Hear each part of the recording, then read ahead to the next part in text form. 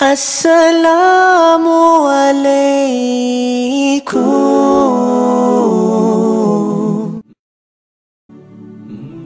He describes the life of Rasulullah sallallahu alaihi wasallam, his nubuwwat, his qurbani, his sacrifice for his ummah. First expression, she says, Lam yamtali jawfun nabiyyi sallallahu alayhi wasallam shib'an qat. ولم يبث شكوى إلى أحد وكانت الفاقة أحب إليه من الغنى ولو شاء سأل ربه جميع كنوز الأرض وثمارها ورغد عيشها. 23 years of nubuwwat. She says there wasn't one occasion that my beloved sallallahu alayhi wasallam had stomach full of ease. وَلَمْ يَبُثَّ الشِّكْوَى إِلَىٰ أَحَدٍ. She says he did not complain really.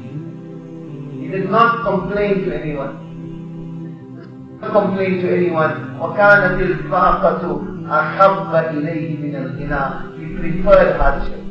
He preferred hunger. He preferred difficulty over ease and adversity.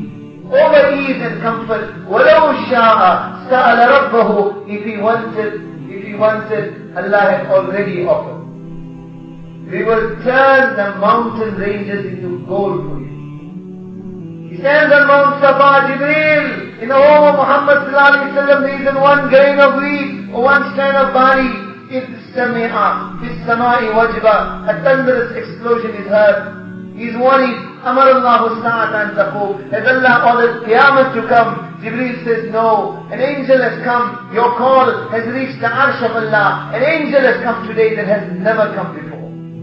Israfil alayhi salam presents himself in front of Rasulullah sallallahu alayhi wa sallam. Inna Allah ta'ala arsalani ilayk bimafatihi khaza'in al-ard an فارض عليك أن أسير معك جبال تهامة ذهب وفضة وزمرد وياقوت.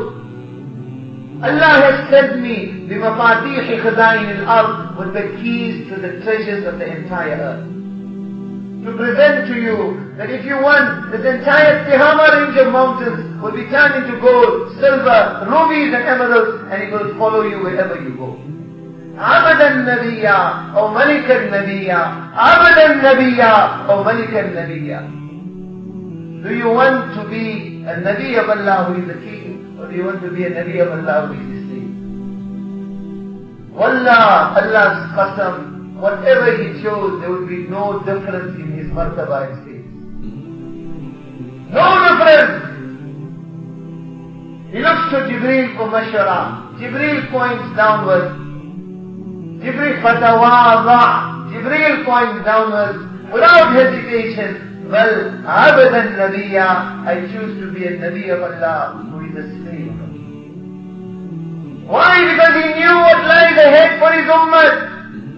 He knew the hardship, he knew the adversity, he knew the poverty, he knew the difficulty. Majority of his ummah would go through hardship, would go through difficulty. So for them, he said, when you are faced with musibat, when you are faced with calamity, when you are faced with difficulty, then remember the qurbani of your Nabi. Take solace and comfort that your Nabi went through greater difficulty, greater hardship. This ummah did not come for this dunya, this ummah came for akhirat. تلك الدار الآخرة نجعلها للذين لا يريدون علوا في الأرض ولا فسادا. Allah says, Akhirat, Jannat, we have made it for those who do not want the positions of this world. We have made it for them. Sahaba were not motivated by the desire to conquer lands and conquer kingdoms. They were motivated by the concern and compassion of humanity. Akhirat was in front of them. Jannat was in front of them. Aisha radiallahu anha says, many times I observed Rasulullah sallallahu alayhi wa sallam twisting from side to side. Twisting from side to side for an entire night because of the pangs of hunger. But she says a night spent like that did not stop him from fasting the next day. One occasion he comes to the home of Aisha. Aisha, is there any food? She responds, O Nabi of Allah, there is no food.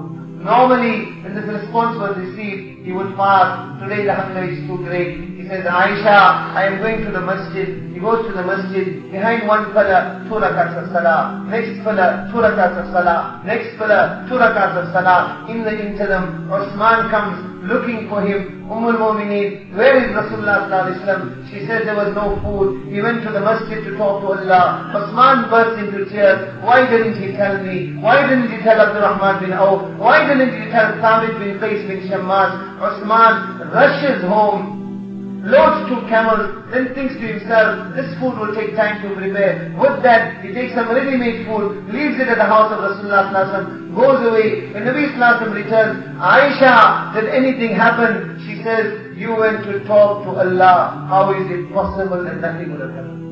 Allah has made intizam. Aisha, what happened? She says, Osman brought this. He looks to the heavens. Oh Allah, I am happy with Osman. You also become happy with him. Oh Allah, I am happy with Osman. You also become happy with him. Oh Allah, I am happy with Osman. You also become happy with him. This was a daily occurrence in the home of Nubuwwat. One night, she says, I woke up, I found Rasulullah sallallahu alayhi wa sallam bent over. He was pressing his stomach to the plank of the bed. I said, Ya Rasulullah, what has happened? What has happened? He says, Aisha, the pangs of hunger have become too difficult for me to bear.